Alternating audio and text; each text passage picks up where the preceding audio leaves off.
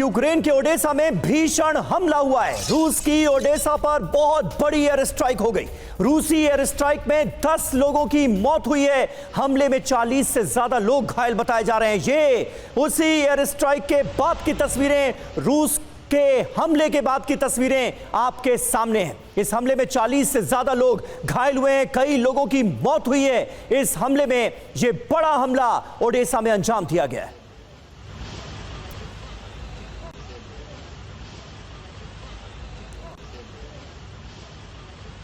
और missile attack से थर्राया ओडिशा। रिहायशी इलाकों में कई बड़े हमले, कई अपार्टमेंट पर रूस का मिसाइल से अटैक। तो रिहायशी इलाकों को बनाया गया है निशाना। और देखिए, मिसाइलों से हमला किया गया ओडिशा में। ओडिशा के इन रेजिडेंशियल इलाकों में ये हमले किए गए, कई अपार्टमेंट्स को नुकसान पहुंचा है इस हमले में।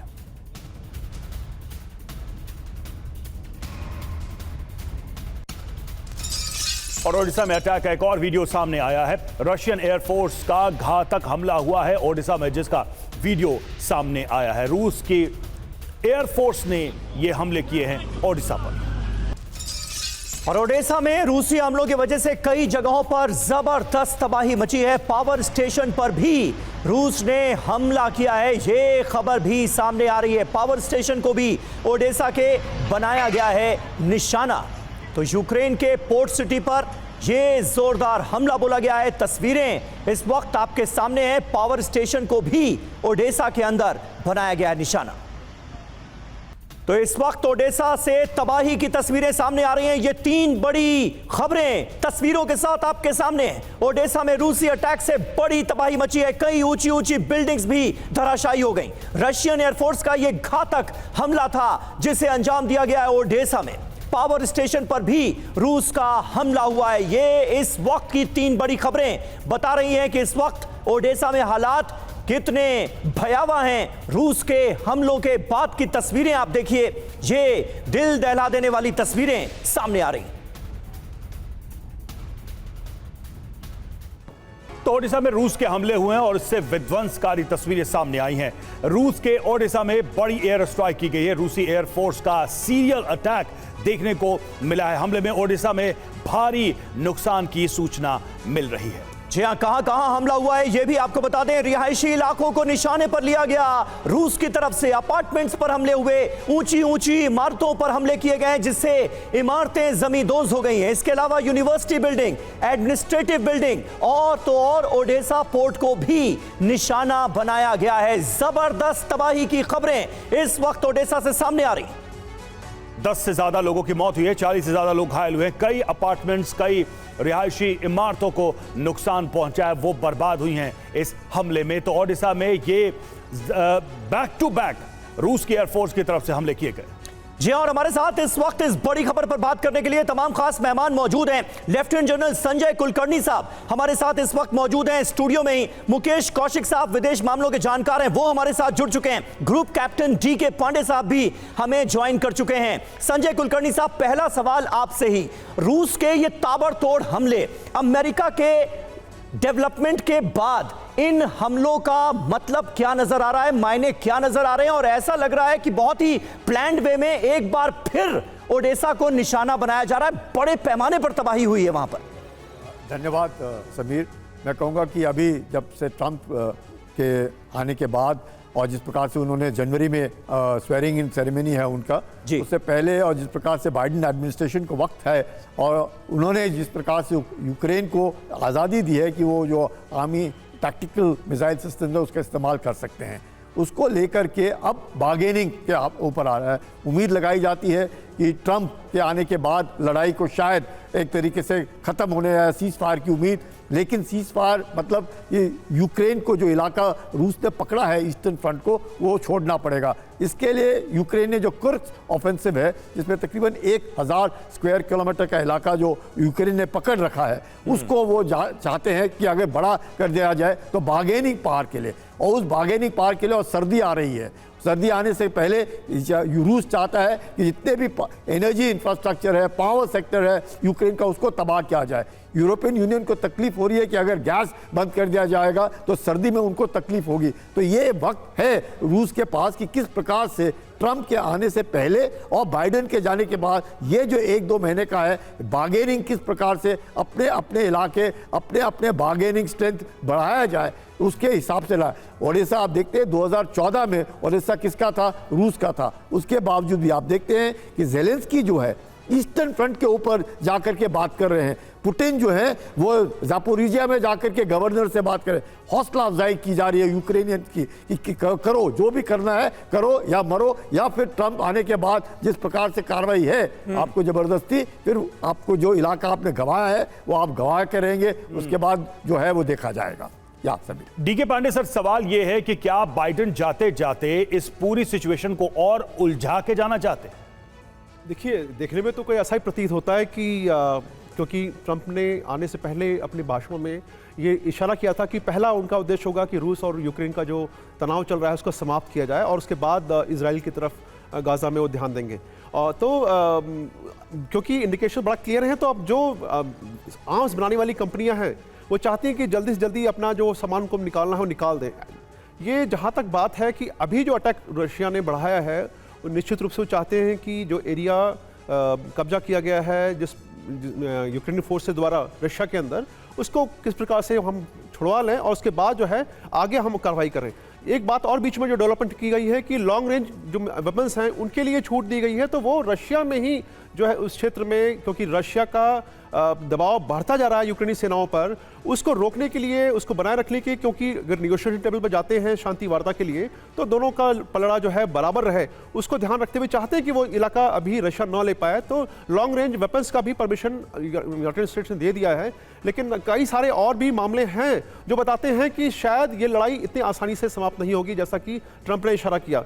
देखना होगा कि ट्रंप आने के बाद जनवरी में जब वो टेक ओवर करते हैं तो उसके बाद वो क्या निर्णय लेते हैं, क्या नीतियां आती हैं, क्योंकि एक जहां तक बात है अमेरिका की जो अर्थव्यवस्था है वो भी थोड़ी चरमराई हुई है, उसमें भी सुधार लाना उनको है, साथ में इस युद्ध को रोकना है, और जो एक पूरा अमेरिका जो पूरा उनकी तरफ एक विश्वास भरी नजरों से दिख रहा है कि वो आएंगे तो शांति के रूप में आएंगे, उस पर क्या निर्णय ले पाते हैं। बिल्कुल सही आपने कहा, कई तरह की घरेलू चुनौतियों का भी सामना करना पड़ेगा डोनाल्ड ट्रंप को अमेरिका का राष्ट्रपति बनने के बाद, और क्या वो अपने वादों पर खरे उतरेंगे कि मैं आया तो युद्ध रुकवा दूंगा, इस पर सबकी नजरें होंगी। वहीं देखिए एक और अहम खबर आ रही है, यूक्रेन की राजधानी कीव पर मिसाइल अटैक हुआ है, राजधानी को भी बनाया गया निशाना। कीव पर रूस ने दागी है मिसाइलें, कीव के अलावा कई दूसरे शहरों पर भी हमले की खबर अब सामने आ रही है। जिरकॉन और किंजल मिसाइलों का इस्तेमाल किया गया है इन हमलों को अंजाम देने में।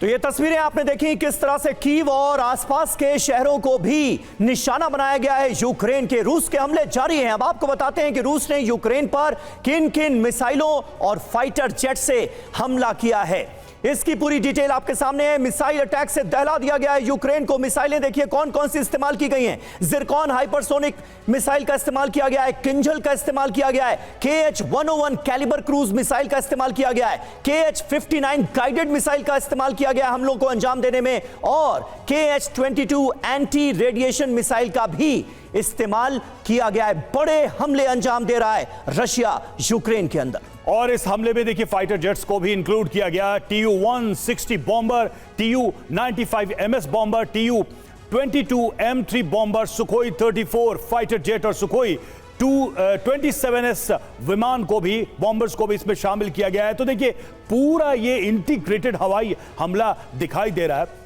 और बड़े नुकसान पहुंचाने की मंशा से ही यह हमला किया गया ऐसा लगता है। बिल्कुल, मुकेश कौशिक जी हमारे साथ मौजूद हैं, विदेश मामलों के जानकार। मुकेश जी, आपकी एनालिसिस क्या कहती है, क्योंकि एक तरफ डोनाल्ड ट्रंप का रुख यूक्रेन के खिलाफ साफ तौर पर नजर आता है, वो कहते हैं हम राष्ट्रपति बनने के बाद अमेरिका एड जारी नहीं रखेगा यूक्रेन को, और यह हर कोई जानता है कि यूक्रेन मैदान जंग में टिका ही इस बूते है कि अमेरिका उसके साथ है। अगर अमेरिका ने हाथ खींचा, जिसके आसार नजर आ रहे हैं, तो यूक्रेन का अंजाम क्या होगा यह हर कोई जानता है। क्या इस बात से भी अब रूस के, पुतिन के हौसले बुलंद नजर आ रहे हैं, जिसका अंजाम हम ओडेसा, कीव और बाकी शहरों में इस वक्त देख रहे हैं? समीर, मुझे लगता है कि इसके दो पहलू हैं जो बाइडेन एडमिनिस्ट्रेशन ने कहा है कि रेस्ट्रिक्शन हम लोग हटा दिए हैं लॉन्ग रेंज मिसाइल को इस्तेमाल करने की। इसमें अब देखना ये है कि अमेरिकी एडमिनिस्ट्रेशन का इंटेंशन क्या है, और अगर ये इंटेंशन युद्ध को एस्केलेट करना है तो इसके रिपरकशंस क्या हैं। तो पहले मैं इंटेंशन पर जाता हूं। जो बाइडेन एडमिनिस्ट्रेशन अब्राहम देने में, हिमास देने में, F-16 देने में लगातार डिले करता रहा था, वो अपने लेम डक पीरियड में इतना बड़ा फैसला लेगा, मुझे ये बात समझ में नहीं आती। मुझे लगता है कि ये ट्रंप जो आने वाले हैं उनके इशारे पर किया गया ऐसा काम है कि जिसमें वो पुतिन के न्यूक्लियर थ्रेशोल्ड यानी कि उनके परमाणु धैर्य को परख लेना चाहते हैं।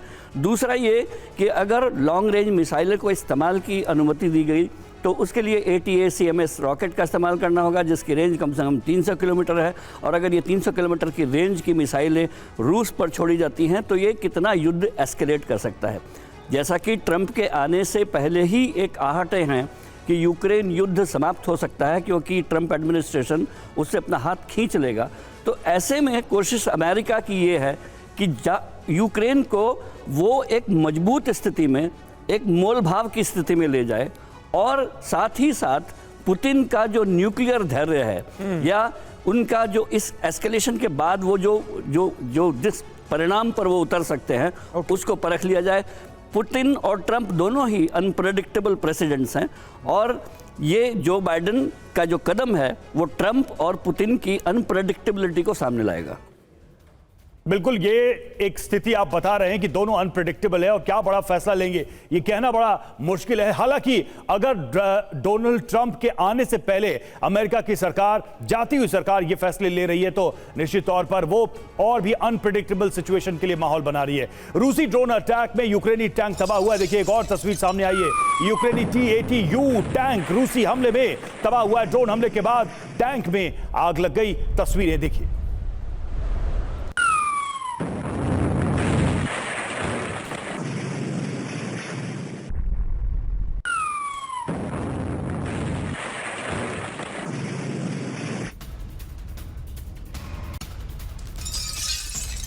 और इस बीच एक और अहम खबर, व्लादिमीर पुतिन के पूर्व प्रवक्ता ने दी है बड़ी धमकी। क्रिसमस तक दुनिया में बड़ी तबाही आएगी। क्रिसमस तक न्यूक्लियर हमले का खतरा भी मंडरा रहा है। पुतिन के पूर्व प्रवक्ता सर्गेई मार्कोव का ये बयान सामने आया है ऐसे वक्त में जब एक बार फिर रूस और यूक्रेन के बीच जंगी ज्वाला धधकती हुई नजर आ रही है। ये बयान बहुत महत्वपूर्ण है।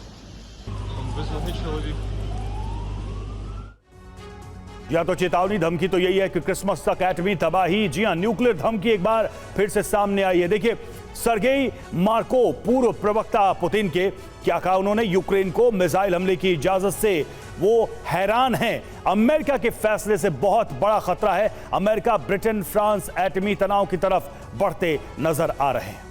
जहां क्रिसमस तक बड़े न्यूक्लियर अटैक की भी आशंका उनकी तरफ से जताई गई है, खतरा जताया गया है। फैसले के बाद से सो नहीं पा रहा हूं, मैं आने वाले न्यूक्लियर वॉर को देख रहा हूं। ब्रिटेन के लोगों को क्रिसमस शेल्टर में बिताना पड़ सकता है, यहां तक उन्होंने कह दिया। कुलकर्णी साहब, किस तरह से आप देखते हैं सर्गेई मार्कोव जिस बात की आशंका जताते हुए नजर आ रहे हैं, क्या वो प्रबल होती हुई दिखती भी है क्या?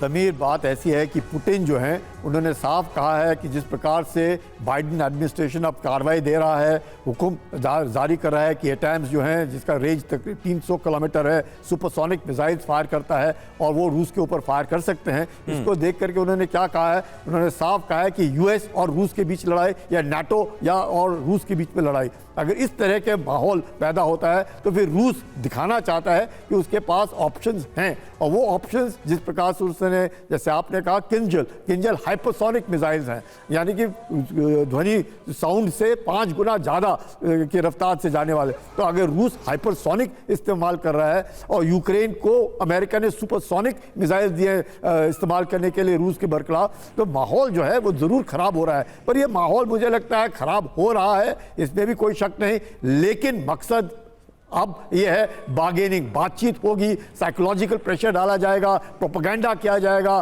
तबाही मचाई जाएगी, जिससे कि ट्रंप के आने से पहले मुझे लगता है ट्रंप कोशिश ये करेंगे कि किसी न किसी प्रकार से युद्ध को सीज फायर के तरफ ले जाया जाए, जिससे कि कम से कम विश्व में शांति हो। सर्दी आ रही है, जैसे मैं बार बार कह रहा हूँ, सर्दी आ रही है, और सर्दी में इस बार जरूर गैस को लेकर ऑस्ट्रिया में परेशानी है, जर्मनी में परेशानी है। जर्मनी के चांसलर पुतिन के साथ बात करें, वो जेलेंस्की को पसंद नहीं है। उधर जो जर्मनी है वो 4,000 मिसाइल दे रहा है किसको, यूक्रेन को, जो कि कामिकाजे से भी जबरदस्त 4 गुना ज्यादा फेटल हैं। तो आप समझ सकते हैं कि किस तरीके का माहौल एक पैदा हो रहा है। लेकिन मुझे नहीं लगता है न्यूक्लियर खतरा है, पर जरूर धमकी है, हमको हल्का नहीं लेना चाहिए। मकसद ये है कि किसी ना बिल्कुल प्रकार से सीज फायर होना। बिल्कुल, और जो नया तनाव बढ़ रहा है उसके बीच ये धमकी आई है, इसलिए इसको इग्नोर भी नहीं किया जा सकता। और देखिए, डोनेस्क में रूसी सैन्य ठिकानों पर हमले की खबर है। यूक्रेन ने रूसी सेना पर किया अटैक, वॉर फ्रंट पर रूसी सैनिकों को बनाया है निशाना। पिन पॉइंट हमले में रूसी सेना को बड़ा नुकसान हुआ है।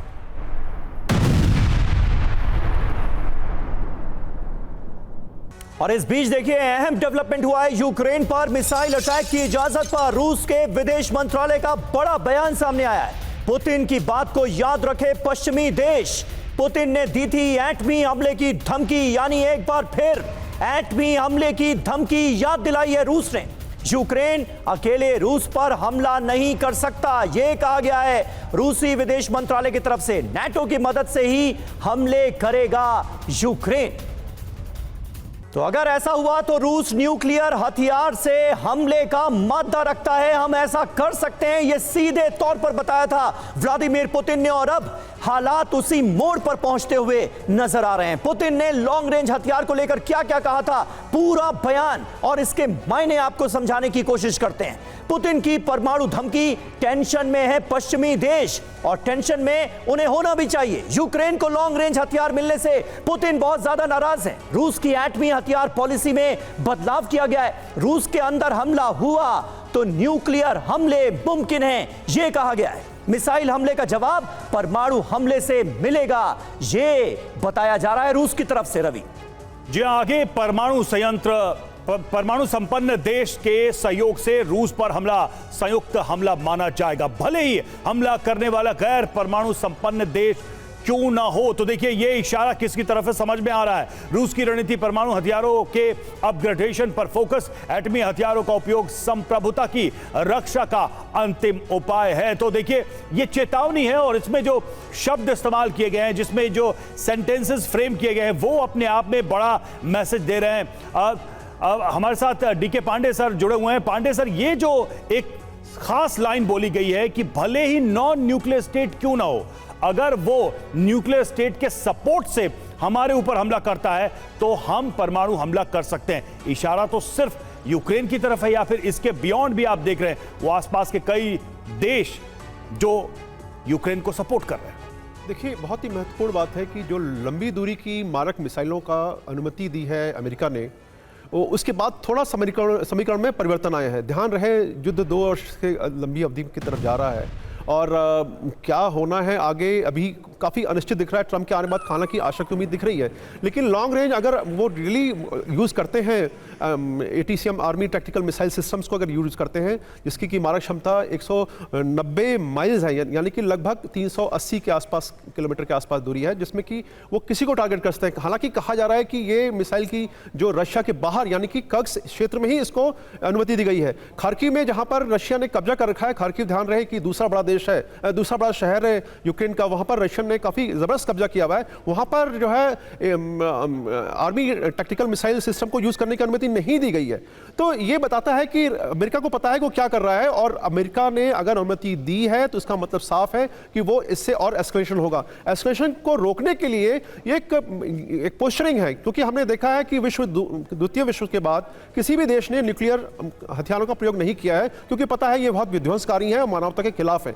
और ये मात्र आज कूटनीति एवं राजनीतिक हथियार बन के रह गए हैं। मिलिट्री इसको यूज करेगी, कोई रिकमेंड करेगी इसका यूज, मुझे नहीं लगता कि जो इतिहास गवाह है, मेरे आंकलन के हिसाब से न्यूक्लियर आर्म्स का प्रयोग नहीं होगा। लेकिन ये जो धमकी दी जा रही है अवश्य होगी। निश्चित रूप से ये प्रयास है उसको रोकने का कि और ना बढ़े, एस्केलेशन ना हो। लेकिन अगर लंबी दूरी की मिसाइलें आएंगी और उसका इस्तेमाल किया जाएगा, हालांकि जेलेंस्की ने यह भी कहा है कि अमेरिका भैया आपने इसको अनाउंस क्यों कर रहे हो कि हम अनुमति दे रहे हैं, ये तो चुपचाप से करो ना। मिसाइलें जब जाएंगी तो वो अपना प्रभाव दिखाएंगी, आप अटैक करके जो एलिमेंट ऑफ सरप्राइज उसको निकाल रहे हो। तो बड़ा साफ इसका मतलब है कि ये जो बात कही जा रही है कि लंबी दूरी की हमने छूट दे दी है, ये सब जो है इसका स्ट्रेटेजिक इसका मीनिंग है, आइडियोलॉजी है कि हम किस प्रकार से पोस्चरिंग दिखा रहे हैं कि हाँ हम आप इसको रुकिए, आप न्यूक्लियर आर्म्स बिल्कुल। और इस पोस्चरिंग में जिस बात का आपने जिक्र किया, मानवता का, ह्यूमैनिटी का, मुकेश जी, ऐसा लगता है कि वो बहुत पीछे छूट चुकी है। तमाम अंतर्राष्ट्रीय नियम कायदों को तो दरकिनार होते हुए हम अपनी नजरों के सामने देख ही रहे हैं, लेकिन खास करके अभी इस बड़े कदम के पीछे जो बाइडेन जाते जाते यूक्रेन में जो कुछ करना चाह रहे हैं, रूस को जिस तरह से डराने की कोशिश करते हुए वो नजर आ रहे हैं, उकसाने की कोशिश करते हुए वो नजर आ रहे हैं, इसके पीछे अमेरिका का सीधा मोटिव क्या नजर आता है आपको? चाहता क्या है अमेरिका? समीर, मैं इसकी बहुत बारीकी पर जाना चाहता हूं न्यूज़ की। अमेरिका के किसी भी अधिकारी ने ऑफिशियली ये नहीं कहा कि हमने उसको न्यूक्लियर ये लॉन्ग रेंज मिसाइल की अनुमति दी है, लेकिन दूसरी तरफ से जो प्रतिक्रियाएं आई हैं वो रूस की तरफ से ऑफिशियल आई हैं। यानी कि अमेरिका एडमिनिस्ट्रेशन ये चाहता था कि रूस की क्या प्रतिक्रिया होगी इस फैसले पर, उसको ऑफिशियली हासिल कर लिया जाए, और वो बहुत हद तक कामयाब रहे। लेकिन मैं जनरल पांडे से थोड़ा सा असहमत हूँ कि परमाणु युद्ध नहीं हो सकता। दरअसल मैं पुतिन को देखता रहा हूँ पिछले 2 साल से, और उससे भी पिछले और 2 साल से, कि वो जो कहते हैं वो कर भी सकते हैं। हम लोग 2 साल पहले और उससे 6 महीने पहले सोचा करते थे कि रूस कभी भी यूक्रेन पर हमला नहीं करेगा और ये सिर्फ धमकियों तक बात सीमित रखेंगे पुतिन, लेकिन हम गलत साबित हुए। उन्होंने कहा था कि युद्ध लंबा चलेगा और हम तब तक युद्ध लड़ेंगे जब तक कि यूक्रेन को घुटनों पर नहीं ला देंगे, और हमको लगता था कि 15 या 20 दिन तक ये युद्ध चलेगा, लेकिन पुतिन ने जो कहा वो सही साबित होते रहे। जहाँ तक जो बाइडेन का सवाल है, इस युद्ध को लंबा चलने, अमेरिका के फैसलों को ढुलमुल रखने और आखिरकार ट्रंप की विजय में जो बाइडेन का बहुत बड़ा योगदान है, क्योंकि उन्होंने ही यूक्रेन को उस स्थिति में रखा कि उन्होंने लॉन्ग रेंज की मिसाइलें दी लेकिन उस पर रेस्ट्रिक्शन लगा दी, उन्होंने F-16 फाइटर दिए लेकिन वो इतनी देर बाद दिए कि उनका असर ही खत्म हो गया, हिमास उन्होंने दिए लेकिन उसके रेस्ट्रिक्शन लगाए रखे। तो मुझे लगता है कि सबसे बड़ा ढुलमुल और सबसे बड़ा जो किरदार है इसमें, खलनायक किरदार, वो जो बाइडेन है, और मुझे लगता है कि वो आप अपने जाते जाते अपने इस खलनायक चरित्र को पूरी तरह एक्सपोज कर रहे हैं।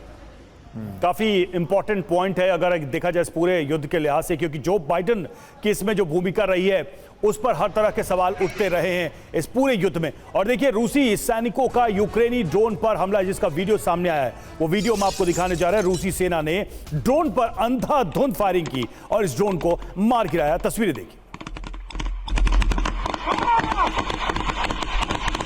और देखिए अमेरिका क्या चाहता है, वो ऐसा क्यों कर रहा है, ये फैसले क्यों लिए जा रहे हैं, इसे लेकर ही हम बात कर रहे थे। और एक अहम खबर है, अमेरिका के फैसले से बेहद गुस्से में है पुतिन।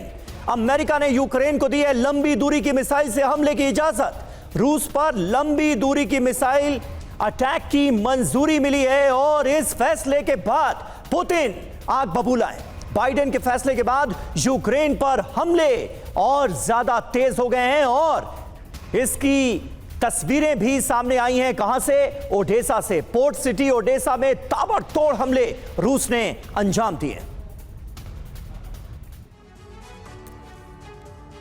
और आइए आपको बताते हैं कि अमेरिका ने यूक्रेन को लेकर क्या बड़ा फैसला किया है और क्या ये युद्ध का नया टर्निंग पॉइंट साबित होने जा रहा है। जो अहम बातें हैं वो आपके सामने रख रहे हैं। बाइडेन का फैसला, यूक्रेन को लंबी दूरी के हथियारों के इस्तेमाल की इजाजत जो बाइडेन ने जाते जाते दे दी है। रूस के अंदर लंबी दूरी के मिसाइल हमले की इजाजत मिल गई है और उसी के बाद तनाव और ज्यादा बढ़ता हम देख रहे हैं। अमेरिकी निर्मित हथियारों के इस्तेमाल की इजाजत दी गई है यूक्रेन को और यह एक टर्निंग पॉइंट माना जा रहा है। अब यूक्रेन क्या करेगा? तो अमेरिकी मिसाइल सिस्टम का इस्तेमाल कर सकेगा यूक्रेन। अपने हमलों में और ATACMS army tactical missile system का वो इस्तेमाल कर पाएगा। हालांकि बहुत लंबा वक्त हो चुका है इस युद्ध में इसके इस्तेमाल तक आते आते। ATACMS का इस्तेमाल मुख्य तौर पर कुर्स्क में मुमकिन है, जिसकी बात भी हमारे एक्सपर्ट्स कह रहे हैं कि वहीं तक शायद परमिशन है। बड़ी बात है क्या है, बाइडेन का फैसला अमेरिका की नीति में बड़ा बदलाव माना जा रहा है, बड़ा चेंज माना जा रहा है और युद्ध में नॉर्थ कोरिया के आने से अमेरिका नाराज है। और देखिए, कुर्स्क में नॉर्थ कोरिया के सैनिक भी मौजूद हैं। ये एक और अहम डेवलपमेंट भी हमारे सामने है। तो आखिर यहां पर इस वक्त इस वॉर फ्रंट पर होने क्या जा रहा है और दुनिया पर इसका कितना बड़ा असर पड़ेगा, अपने मेहमानों से जानने की कोशिश करेंगे। लेकिन सवाल देखिए यही है, एटमी हमले के लिए रूस क्या तैयार है? संभावित वजह क्या है? रूस यूक्रेन जंग को 2.5 साल से ज्यादा हो चुका है, 2.5 साल का वक्त बीत चुका है, जंग लगातार जारी है। रूस अब तक जंग जीतने में नाकाम रहा है, यह भी एक ऐसा सच है जो रूस को परेशान करता है। यूक्रेन में जीते हुए कई इलाके उसके हाथ से चले गए। यूक्रेन लगातार रूस को जवाब दे रहा है, अमेरिका के बूते, नाटो कंट्रीज के बूते। राजधानी कीव भी पकड़ से दूर होती जा रही है। रूस के अंदर कई बार यूक्रेन के हमले भी सामने आए हैं और पश्चिमी देशों को सबक सिखाने के लिए रूस पर बड़ा खतरा आने पर, यूक्रेन में नाटो देशों की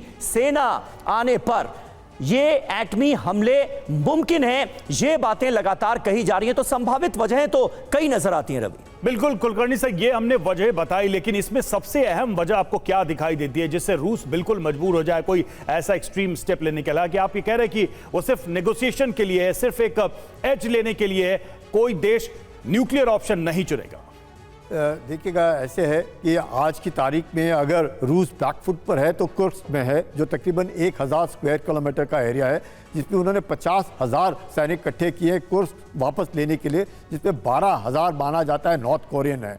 तो अगर नॉर्थ कोरिया की भी एंट्री हो चुकी है तो अमेरिका एक तरीके से आगाह कर रहा है नॉर्थ कोरिया को भी कि अगर आप इसके बीच में उतरेंगे तो नुकसान आपका भयानक होगा, क्योंकि ये जो हाइपरसोनिक मिसाइल्स फायर करेंगे जिसका रेंज 300 किलोमीटर है, तो उसका नुकसान बहुत ज़्यादा होगा। तो उसको देखते हुए और किस प्रकार से बार्गेनिंग की हम जब बात करते हैं, यूक्रेन जो है वो तकरीबन एक रूडिमेंट्री या बेसिक न्यूक्लियर बॉम्ब बनाने के कगार पर है और हो सकता है तकरीबन 1.5 महीने के अंदर वो बना ले। इसलिए बार बार ये जो बातें हो रही है कि क्रिसमस के वक्त इस तरह होगा, क्योंकि अगर यूक्रेन न्यूक्लियर बॉम्ब बना लेता है, क्योंकि वो 1994 तक उसकी काबिलियत थी, आज की तारीख में उसके पास 9 न्यूक्लियर रिएक्टर्स हैं और उसके पास भी साधन है जो न्यूक्लियर बॉम्ब बनाने के। अगर यूक्रेन न्यूक्लियर बॉम्ब बनाता है, कुर्स्क में रूस को नॉर्थ कोरिया की जरूरत पड़ रही है वापस लेने के लिए, और अगर इस जो आर्मी टैक्टिकल मिसाइल्स हैं इनके द्वारा अगर कुर्स्क में 1000 से वो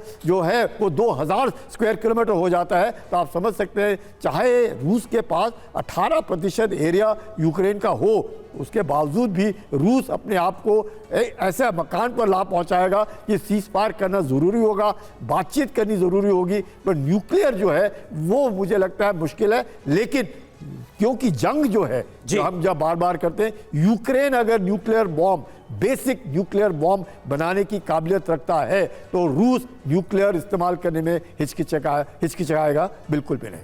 बिल्कुल। ग्रुप कैप्टन जी के पांडे साहब भी हमारे साथ मौजूद हैं। पांडे साहब, नॉर्थ कोरिया का यूं खुलकर सामने आना, ये आने वाले वक्त के लिए क्या एक बड़ी आशंका भी जताता है मन में क्या कि दुनिया के 2 धड़े इस युद्ध में सीधे तौर पर एक दूसरे के सामने आ सकते हैं? देखिए, एक बड़ा मजेदार है इस कहानी का, जो पिछला डायरेक्टर है उसने बड़ी सही कहानी रची है। जो यूक्रेन जो कोरिया के सैनिक आए हैं उसमें से लगभग 300 ऑफिसर्स हैं और 3 जनरल रैंक के ऑफिसर्स हैं। तो ये जो जितने भी सैनिक हैं कोरिया के, वो सब रूस के क्षेत्र में ही हैं, रूस के बाहरी क्षेत्र में नहीं गए।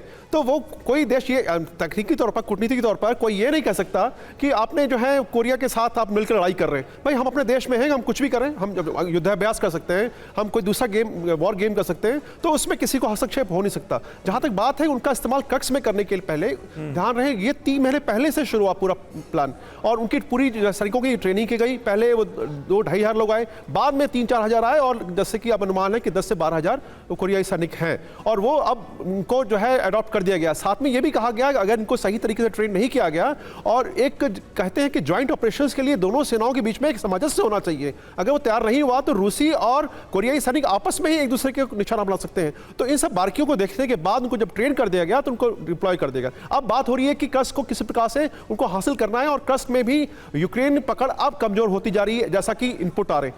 मजेदार चीज ये है कि कर्स्क अगर जब तक नहीं जाएगा तो मुझे नहीं लगता कि रशिया युद्ध शांति के लिए किसी प्रकार तैयार होगा। भले ही वो ट्रंप भी कहे कि शांत हो जाओ, लेकिन रशिया के नाम पर एक प्रकार से एक धब्बा है कि रशियन क्षेत्र में आके यूक्रेन सेना ने एक क्षेत्र पर कब्जा कर लिया। तो बहुत सारे जो है इसमें दांव पेच हैं, देख वक्त बताएगा कि क्या इलाज होता है। शांति मुझे लगता है अभी दूर है, भले ही वो प्रेसिडेंट ट्रंप आ जाएं और अपना नीतियों का इस्तेमाल करें, लेकिन शांति बहुत जल्दी आएगी, इसकी संभावना मुझे कम लग रही है। अब बात प्रश्न उठता है कि कोरिया मदद क्यों कर रहा है रशिया की। कोरिया चाहता है कि जो उसकी न्यूक्लियर डेवलपमेंट प्रोजेक्ट्स हैं वो पैसे की कमी की वजह से रुके। बिल्कुल, ये बहुत ही दिलचस्प बात कही आपने। देखिए, ईरान की भी नजर रूस पे है, कोरिया की भी नजर रूस पे है कि उसके न्यूक्लियर प्रोग्राम में रूस मदद करे, और वाकई में क्या रूस इस चीज को एक्सपेंड करेगा इस शर्त पे कि भाई ऐसे देशों के हाथों में न्यूक्लियर हथियार दे दिया जाए जो कल को किसी के लिए भी खतरा साबित हो सकते हैं। और देखिए, यूक्रेन के सैन्य गोदाम पर भीषण हमला हुआ है, तस्वीरें उसकी सामने आई हैं। सूमी में वेपन स्टोर में धमाका हुआ है। रूस के मिसाइल हमले में यूक्रेन के विस्फोटक तबाह हुए।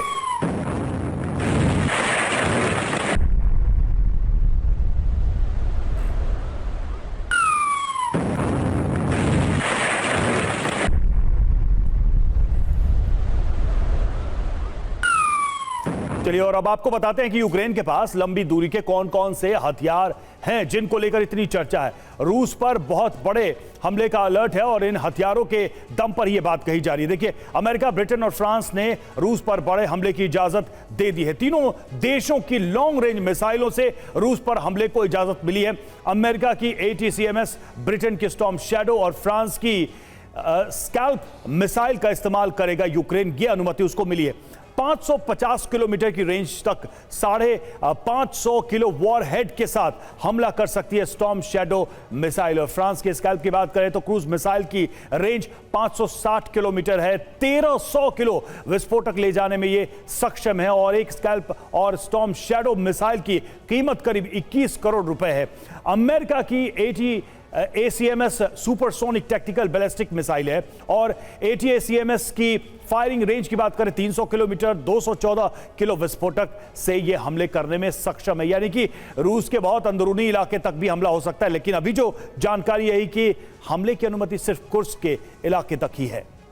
जी हां, और कुर्स्क का आपने जिक्र किया रवि। अब आपको कुर्स्क में नॉर्थ कोरिया के सैनिकों के होने पर अमेरिका ने क्या कहा है वो भी दिखा देते हैं, अपने दर्शकों को बताते हैं। रूस यूक्रेन जंग क्या और भीषण होगी। जी हां, अमेरिका की धमकी देखिए क्या है। नॉर्थ कोरियाई सैनिकों का रूस जाना सही नहीं है, अपने सैनिकों को वापस बुलाए नॉर्थ कोरिया। किम जोंग के कदम से क्षेत्र में तनाव बढ़ेगा, रूस यूक्रेन जंग का दायरा बढ़ सकता है। किम के सैनिकों की तैनाती को लेकर जो अहम खबर सामने आई है वो ये कि रूस सैनिकों के कपड़े में नॉर्थ कोरियाई सैनिक मौजूद हैं, यानी वर्दी रूसी सैनिकों की और हैं नॉर्थ कोरियाई सैनिक। कुर्स्क बॉर्डर पर तैनात नॉर्थ कोरियाई सैनिक यूक्रेनी सैनिकों के खिलाफ जंग लड़ रहे हैं। 10,000 से ज्यादा सैनिक रूस में इस वक्त मौजूद हैं।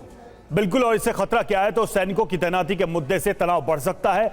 रूस को लेकर अमेरिका कड़े रुख अपना सकता है, और उसको लेकर अमेरिका ने अपनी आपत्ति भी जाहिर की है। सवाल यही है कि क्या नॉर्थ कोरिया की एंट्री के बाद से और जो हमले की नई श्रृंखला रूस ने शुरू की है उसके बाद से युद्ध का यह तनाव अपने अगले चरम तक चला जाएगा।